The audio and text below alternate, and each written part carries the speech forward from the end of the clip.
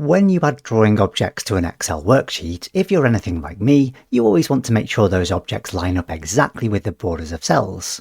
And of course you can try to do this by eye, just by clicking and dragging the item into position, but it takes a long time to get it exactly where you want it, and you're never quite sure if it's in precisely the right position. So instead of doing it that way, try just holding down the Alt key on your keyboard while you move or resize an object. When you do that, you'll find the object snaps to the cell borders automatically, making your life much easier.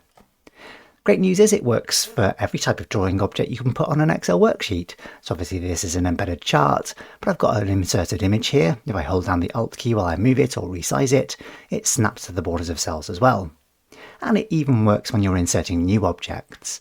If I head up to the Insert menu, choose Shapes, pick some sort of auto shape to draw. If I hold down the Alt key while I draw the object, it'll snap itself automatically to the cell borders as I draw. So, hope that tip's useful. Thanks for watching. See you next time.